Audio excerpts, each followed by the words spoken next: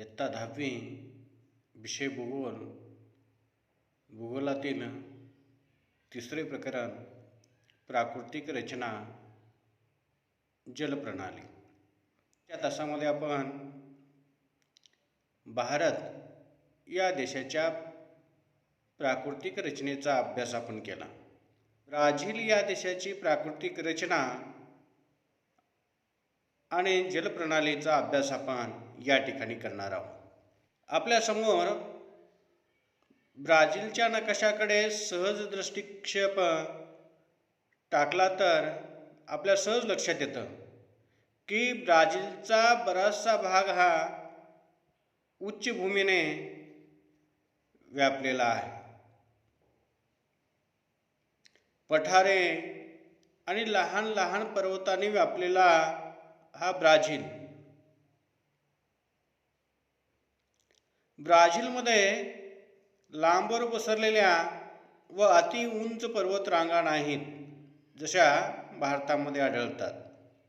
उत्तरेकडील अमेझॉनचे खोरे व नैऋत्येकडे पॅराग्वे नदीच्या उगमाकडील प्रदेश सोडल्यास ब्राझीलमध्ये विस्तीर्ण मैदाने अभावानेच आढळतात. किनारी भागातही मैदाने विस्तीर्ण नाहीत. ब्राझीलच्या प्राकृतिक रचनेचा अभ्यास आपण या ठिकाणी करणार आहोत. ब्राझीलच्या प्राकृतिक रचनेचे प्राकृतिक विभाग 5 पडतात. त्यामध्ये उच्चभूमी, किनारी प्रदेश, अजस्त्र कडा, मैदानी प्रदेश आणि द्वीपसमूह. हे पहिला घटक जो आहे उच्चभूमी. तर ब्राझीलचा प्राकृतिक नकाशा आपल्या डोळ्यासमोर आहे. ब्राझीलचा प्राकृतिक नकाशा आपल्या डोळ्यासमोर असल्यामुळं ही उच्चभूमीचं स्थान जे आहे ब्राझीलच्या प्राकृतिक नकाशामध्ये हे समजून घेणं महत्त्वाचं आहे. ब्राझीलच्या उत्तरेला गियाना उच्चभूमीचा अभ्यास करत असताना ही गियाना उच्चभूमीचा काही भाग ब्राझीलमध्ये आपल्याला दिसतोय. बराचसा भाग शेजारी राष्ट्र व्हेनेझुएलामध्ये बराचसा भाग यामध्ये आहे. ब्राझीलच्या उच्चभूमीचाच भाग असलेला ही ब्राझीलची उच्चभूमी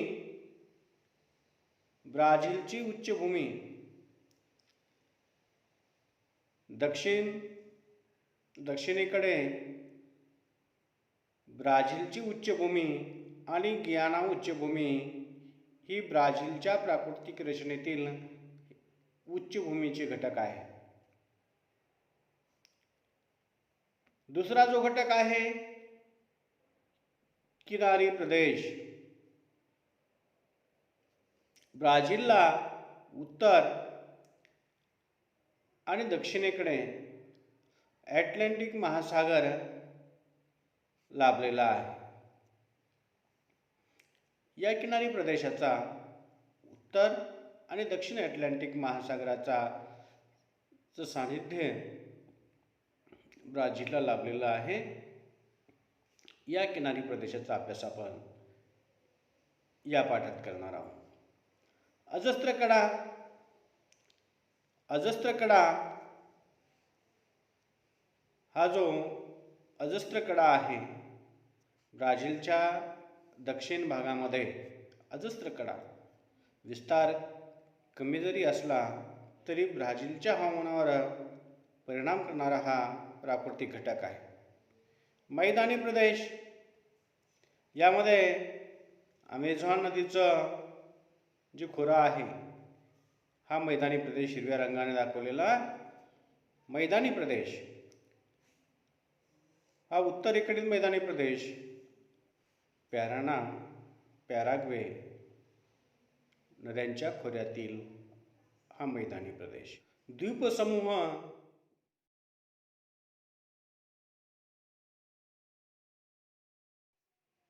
सर्वप्रथम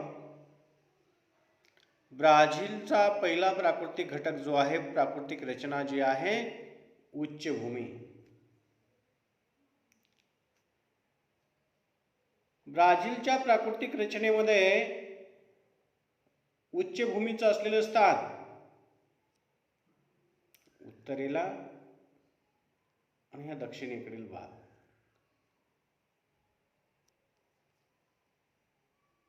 ब्राझीलची उच्चभूमी आणि गियाना उच्चभूमी. दक्षिण ब्राझील विस्तीर्ण असा पठारी भागाने व्यापलेला आहे. दक्षिणेकडील ब्राझीलचा बराचसा भूप्रदेश पठारी भागाने व्यापलेला आहे. या भागाला ब्राझीलचे पठार किंवा ब्राझील उच्चभूमी या नावाने हा भूभाग ओळखला जातो. या भूभागाला अनेक नावाने संबोधलं जातं. ब्राझीलची उच्चभूमी किंवा ब्राझीलचे ढाल क्षेत्र अशा वेगवेगळ्या नावाने या उच्चभूमीला संबोधलं जातं. दक्षिण ब्राझीलमधील विस्तीर्ण असा पठारी भाग जो आहे या पठारी भागाला ब्राझील व गियाना ढाल क्षेत्र. ब्राझील व गियाना हे जे ढाल क्षेत्र आहे हे ढाल क्षेत्र एकत्रितपणे दक्षिण अमेरिका खंड जो आहे, दक्षिण अमेरिका खंडातील हा ब्राझील देश आहे. तर एकत्रितपणे दक्षिण अमेरिका खंडातील गाभा क्षेत्र याला मानलं जातं. ब्राझीलची उच्चभूमी आणि गियाना भूमी दक्षिण अमेरिका खंडातील गाभा क्षेत्र याला मानलं जातं. उच्चभूमीचा या ठिकाणी स्थानदाह दर्शवलेला आहे लाल रेषेनं. उत्तर आणि दक्षिणेकडील बहुतांश भूभाग या उच्चभूमीने व्यापलेला आहे. ब्राझीलच्या उत्तरेकडे रोराईमा. ब्राझीलच्या उत्तरेकडे रोराईमा, पारा आणि अमापा हे जे ब्राझीलमधील जे राज्य आहेत या राज्याचा बहुतांश भाग गियाना उच्चभूमीने व्यापलेला आहे. गियाना उच्चभूमीने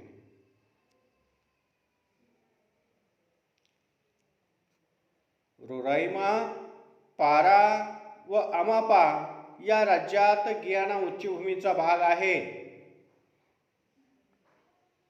विस्तारलेला आहे. या ब्राझीलच्या सीमेच्या भागामध्ये व्हेनेझुएला, ब्राझीलचं हे शेजारी राष्ट्र जे आहे, आणि ब्राझील किंवा गियाना उच्चभूमी ब्राझील आणि व्हेनेझुएला यांच्या सीमेवर या ठिकाणी या सीमेवर पिको दी नेविना हे 3014 मीटर उंचीचं शिखर या सीमावर्ती भागावर मध्ये आपल्याला गियाना उच्चभूमीच्या भूप्रदेशामध्ये आढळतं. दक्षिण व पूर्व भागात ब्राझील उच्चभूमीची उंची दक्षिण पूर्व भागामध्ये या ब्राझील उच्चभूमीची उंची 1000 मीटरपेक्षा जास्त आहे. तर काही भागामध्ये 500 ते 1000 मीटर दरम्यान या भूमीची समुद्र सपाटीपासूनची उंची आहे. ही उंची उत्तरेकडे टप्प्याटप्प्याने कमी होत जाते. त्यामुळे या भागातील अमेझॉनच्या उपनद्यामध्ये उत्तरेकडे कमी कमी होत जाते. या उच्चभूमीचा उतार उत्तरेकडे आहे. त्यामुळं या भागातील अमेझॉनच्या उपनद्यामध्ये धावत्या व धबधबे येथील नद्यांचं वैशिष्ट्य आहे. ब्राझील उच्चभूमीच्या दक्षिण उतारावरून ब्राझील उच्चभूमीच्या दक्षिण उतारावरून पॅराग्वे, पॅराना, उरुग्वे, पॅराग्वे आणि उरुग्वे इत्यादी नद्यांचा उगम या दक्षिणेकडील ब्राझीलच्या उच्चभूमीमध्ये होतो. ब्राझीलच्या उच्चभूमीच्या दक्षिण उतारावरून पॅराग्वे, पॅराना, उरुग्वे इत्यादी नद्या उगम पावतात. उच्चभूमीचा पूर्वेकडील उतार अत्यंत तीव्र अशा अजस्त्र कड्याच्या स्वरूपात आपल्याला दिसून येतो. हा अजस्त्र कडा या ब्राझीलच्या उच्चभूमीच्या पूर्वेकडील उतार तीव्र अशा अजस्त्र कड्याच्या स्वरूपामध्ये आपल्याला दिसतो.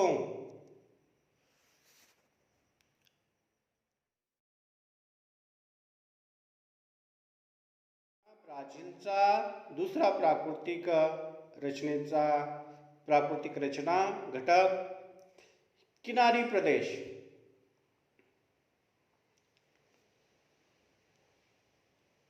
ब्राझील या देशाला अटलांटिक महासागराची सीमा लाभलेली आहे. पूर्व, दक्षिण, पूर्व, उत्तर ही जी सागराची अटलांटिक महासागर. ब्राझील या देशाला सुमारे 7400 किलोमीटर लांबीची सागर किनारपट्टी लाभलेली आहे.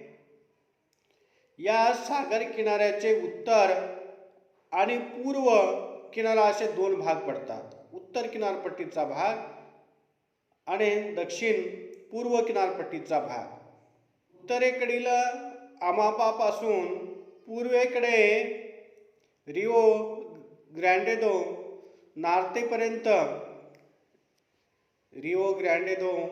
नार्तेपर्यंतचा जो किनारा आहे, हा किनारा उत्तर अटलांटिक किनारा म्हणून ओळखला जातो.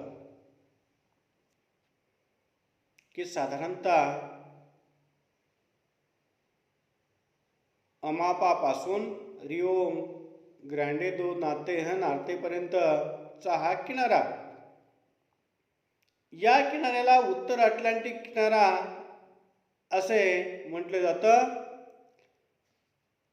येथून पुढे दक्षिणेकडे पसरलेल्या किनाऱ्यास पूर्व किनारा असे संबोधलं जातं. उत्तर किनारा आणि पूर्व किनारा. सुरुवातीला आपण ब्राझीलच्या उत्तर किनाऱ्याच्या संदर्भामध्ये वैशिष्ट्य आपण या ठिकाणी पाहू. ब्राझीलच्या उत्तर किनाऱ्यावर अमेझॉन नदीसह अनेक नद्या येऊन या ठिकाणी मिळतात. ब्राझीलचा उतार उत्तरेकडे आहे, त्यामुळे हा किनारा जो आहे सखल आहे, किनारा सखल बनलेला आहे. या किनाऱ्यावर महाराजा बेट, या ठिकाणी महाराजा बेट, महाराजा उपसागर व साओ मार्कोस उपसागर,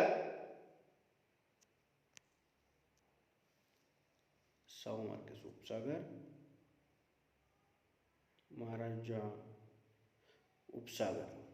महाराजा हे मोठे किनारे बेट आहे. हे किनाऱ्यावर असलेलं बेट ते अमेझॉन व टोकटिन्स नद्यांच्या मुखादरम्यान तयार झालेला आहे. टोकटिन्स नद्यांच्या मुखाशी तयार झालेला आपल्याला दिसून येतं. ब्राझीलच्या पूर्वेकडील किनाऱ्यावर अनेक लहान नद्या येऊन मिळतात. अनेक लहान नद्या या दक्षिण अटलांटिक महासागराला येऊन मिळतात. या भागात साओ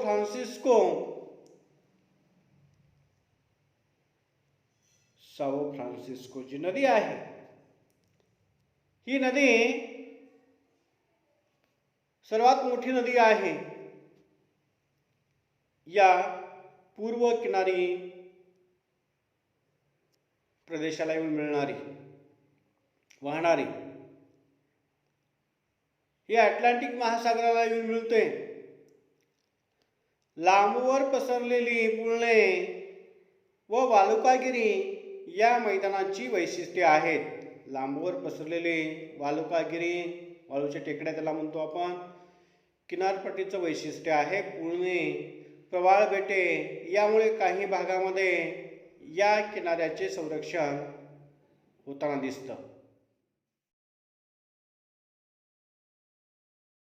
ब्राझीलच्या प्राकृतिक रचनेचा तिसरा प्राकृतिक घटक जो आहे अजस्त्र कडा. या लाल रंगाने दाखवलेला अजस्त्र कडा. अजस्त्र कडा अजस्त्र कडा अजस्त्र कडा हे ब्राझीलच्या प्राकृतिक रचनेचे एक मुख्य वैशिष्ट्य आहे. प्राकृतिक रचनेचं ब्राझीलच्या उच्चभूमीच्या पूर्वेला, ही ब्राझीलची उच्चभूमी, या उच्चभूमीच्या पूर्वेला तीव्र उताराचा सर्वात लहान भाग, ब्राझीलच्या प्राकृतिक रचनेतील सर्वात लहान हा प्राकृतिक घटक, हा सर्वात लहान असला तरी या प्राकृतिक रचनेचा उतार, या उताराचं स्वरूप आणि या प्राकृतिक रचनेचा हवामान घटकावर झालेला परिणाम यामुळे या अजस्त्र कडा या प्राकृतिक रचनेचा स्वतंत्र अभ्यास, स्वतंत्र विभाग या ठिकाणी मानला जातो. ब्राझीलच्या हवामान घटकावर परिणाम करणारा घटक आहे, सर्वात लहान प्राकृतिक घटक आहे. ब्राझीलच्या उच्चभूमीची पूर्वेकडील बाजू अजस्त्र कडा या प्राकृतिक रचनेने अंकित केलेली आहे, अंकित होते. या भागामध्ये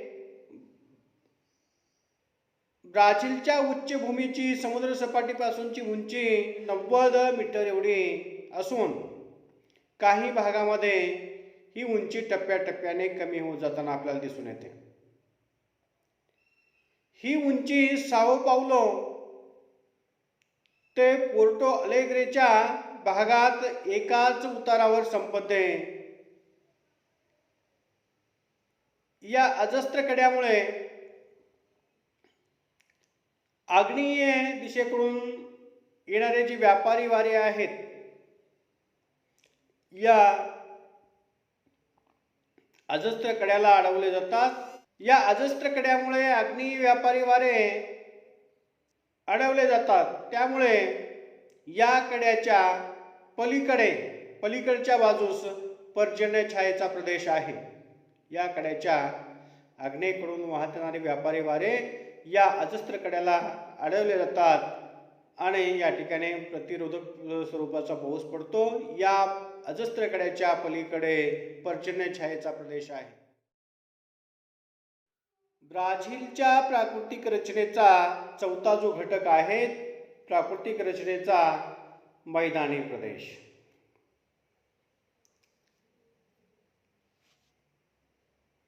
हा ब्राझीलचा प्राकृतिक रचनेचा छेद घेणारी आकृती आहे. मैदानी प्रदेश या ठिकाणी ब्राझीलचा मैदानी प्रदेशाचा स्थान या ठिकाणी लाल रेषेने अंकित केलेला आहे. ब्राझील मधील मैदानी प्रदेश दोन या ठिकाणी ब्राझीलमधील मैदानी प्रदेशाचे दोन विभाग दिसून येतात. हा पहिला आणि हा दुसरा. ब्राझीलमधील हा सर्वात विस्तीर्ण मैदानी प्रदेश असून सुरुवातीला आपण या ब्राझीलच्या उत्तरेकडील मैदानी प्रदेशाचा आपण अभ्यास करू. ब्राझीलमधील हा सर्वात विस्तीर्ण मैदानी प्रदेश असून या प्रदेशाचा सर्वसाधारण उतार हा उत्तर दिशेला आहे. या मैदानी प्रदेशाचा सर्वसाधारण उतार हा उत्तर दिशेला आहे. ग्याना उच्चभूमी आणि ब्राझीलची उच्चभूमीच्या दरम्यान, ग्याना उच्चभूमी आणि ब्राझीलच्या उच्चभूमीच्या दरम्यान असलेला हा प्रदेश, ब्राझीलची उच्चभूमी आणि ग्याना उच्चभूमीच्या मध्यभागी असलेला हा मैदानी प्रदेश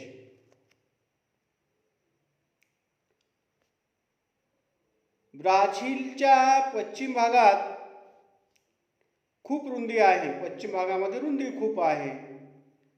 1300 किलोमीटर ब्राझीलच्या पश्चिमेकडे रुंदी जास्त आणि पूर्वेकडे की सर्व ज्या ठिकाणी ग्याना उच्चभूमी आणि ब्राझीलची उच्चभूमी एकत्र येतात त्या ठिकाणी हा विस्तार या मैदानी प्रदेशाचा 240 किलोमीटर इतका आहे. अमेझॉन नदी जसजशी अटलांटिक महासागराकडे जाते तसतशी मैदानाची रुंदी या ठिकाणी वाढताना आपल्याला दिसून येते. हा प्रदेश पूर्णपणे उष्णकटिबंधीय वर्षावनाने व्यापलेला आहे. हा या प्रदेशातून 0° अक्षवृत्त गेलेला आहे. विषुववृत्त गेलेला असल्यामुळं उष्णकटिबंधीय वर्षावनांनी हा भूप्रदेश व्यापलेला आहे. प्रदेश पूर्णपणे उष्णकटिबंधीय वर्षावनाने व्यापलेला असल्यामुळं या ठिकाणी वर्षभर पाऊस, वारंवार येणारे नद्यांना पूर आणि वनांच्या तळाकडील भागामध्ये जमिनीवर वाढणाऱ्या वनस्पती यामुळे हा प्रदेश खूप दुर्गम बनलेला आहे. दलदलीचा दुर्गम प्रदेश, वर्षभर या ठिकाणी विषुववृत्तीय प्रदेश असल्यामुळं उष्णकटिबंधीय वर्षावने या ठिकाणी मोठ्या प्रमाणामध्ये वाढतात. वनस्पतीच्या वाढीसाठी पाणी आणि सूर्यप्रकाश या दोन्ही घटक या मैदानी प्रदेशामध्ये उपलब्ध असल्यामुळे वनांची दाटी मोठ्या प्रमाणामध्ये वनांच्या वाढीसाठी अनुकूल अशी परिस्थिती या ठिकाणी निर्माण झालेली आहे. घनदाट वने या ठिकाणी मोठ्या प्रमाणामध्ये आढळतात. ब्राझीलच्या प्राकृतिक रचनेचा चौथा जो घटक आहे मैदानी प्रदेश, या मैदानी प्रदेशाचा या ठिकाणी आपण अभ्यास करणार आहोत. ब्राझीलच्या मैदानी प्रदेशाचा अभ्यास करत असताना ब्राझीलमधील मैदानी प्रदेशाचे दोन विभाग दिसून येतात. हा पहिला विभाग, हा दुसरा विभाग अमेझॉन नदीचे खोरे आणि दुसरा आहे पॅराग्वे नदीचे खोरे. या खोऱ्यामध्ये ब्राझीलचा मैदानी प्रदेश पसरलेला आहे. ब्राझीलमधील सुरुवातीला आपण हा ब्राझीलच्या उत्तर दिशेला पसरलेला अमेझॉन नदीचं जे खोरं आहे, या अमेझॉन नदीच्या खोऱ्यातील मैदानी प्रदेशाचा आपण या ठिकाणी अभ्यास करणार आहोत. ब्राझीलमधील हा सर्वात विस्तीर्ण मैदानी प्रदेश असून या प्रदेशाचा सर्वसाधारण उतार उत्तर दिशेला आहे. या भूप्रदेशावरून उगम पावणाऱ्या ज्या नद्या आहेत, या नद्या उत्तर अटलांटिक महासागराला जाऊन मिळतात. जे या भूप्रदेशाचा उतार उत्तर दिशेला आहे. गियाना उच्चभूमी व ब्राझील उच्चभूमी दरम्यान, गियाना उच्चभूमी आणि ब्राझील उच्चभूमी दरम्यान असलेला हा प्रदेश, मैदानी प्रदेश, या प्रदेशाची पश्चिमेकडील भागामध्ये हा प्रदेश खूप रुंद आहे. या मैदानी प्रदेशाची पश्चिमेकडील बाजू 1300 किलोमीटर रुंद असून ग्याना उच्चभूमी आणि ब्राझील उच्चभूमी ज्या ठिकाणी एकत्र येतात त्या ठिकाणी रुंदी 240 किलोमीटर इतकी आहे. अमेझॉन नदी जसजशी अटलांटिक महासागराकडे जाते तसतशी मैदानाची रुंदी ही वाढताना आपल्याला दिसून येते. हा प्रदेश पूर्णपणे उष्णकटिबंधीय वर्षावनाने व्यापलेला आहे. या मैदानी प्रदेशाचा दुसरा जो भाग आहे, ब्राझीलमधील दुसरा मैदानी भाग म्हणजे ब्राझील उच्चभूमी. या ब्राझील उच्चभूमीच्या नैऋत्य दिशेकडे पॅराग्वे आणि पॅराना या नद्यांच्या उगमाकडील भाग. पॅराग्वे उगम क्षेत्राचा उतार हा दक्षिणेकडे आहे, तर पॅराना नदीचा उतार हा नैऋत्य दिशेकडे आहे. पॅटानलला या मैदानी प्रदेशात या ठिकाणी हा पॅटानल प्रदेश, पॅटानल हा दलदलीचा प्रदेश आहे. पॅटानल हा जगातील उष्णकटिबंधीय पाणथळ भूमीपैकी एक प्रदेश आहे. हा प्रदेश ब्राझील उच्चभूमीच्या नैऋत्य भागात पसरलेला आहे. पॅटानलचा हा दलदलीचा जो प्रदेश आहे, या दलदलीच्या प्रदेशामध्ये ब्राझीलमधील माटो ग्रोसो दो सुल राज्यात हा प्रदेश आहे, पसरलेला आहे. पॅटानलचा विस्तार अर्जेंटिना देशातही आपल्याला दिसून येतो. पुढे अर्जेंटिना देशामध्ये या लागून असलेला हा अर्जेंटिना देश, या देशामध्येही या पॅटानल या दलदली प्रदेशाचा विस्तार आपल्याला दिसून येतो. द्वीपसमूह ब्राझीलच्या मुख्य भूमीपासून वेगळा असला तरी ब्राझीलची भूमी असलेले हे बेट, मुख्य भूमीशिवाय काही बेटांचा समावेश यामध्ये होतो. मुख्य भूमीशिवाय सागरातील बेटांचा यामध्ये समावेश होतो. त्याचं वर्गीकरण किनारी बेटे, किनारी प्रदेशावर असलेले बेट, आणि सागरीय बेटे, सागरामध्ये समुद्रामध्ये असलेले बेट. प्रत्येक किनारी बेटे हे संचयनातून निर्माण झालेले आहेत. नद्याने वाहून आणलेले जे गाळ आहे, नद्याने वाहून आणलेल्या गाळाच्या संचयन प्रक्रियेतून निर्माण झालेले दिसून येतात. सागरी बेटे ही मुख्य भूमीपासून निर्माण झालेली आहेत. सागरातील जे बेटे आहेत हे सागरी बेटे मुख्य भूमीपासून निर्माण झालेले आहेत. सागरी बेटे मुख्य भूमीपासून 300 किलोमीटर दूर अटलांटिक महासागरात आहेत. हे बेटे बहुतेक खडकाळ असून ते जलमग्न डोंगरांच्या पायथ्याशीचे भाग आहेत. दक्षिण अटलांटिक महासागराच्या किनारी भागातील बेटे प्रबळ असून त्यांना कंकण द्वीप या नावाने संबोधलं जातं.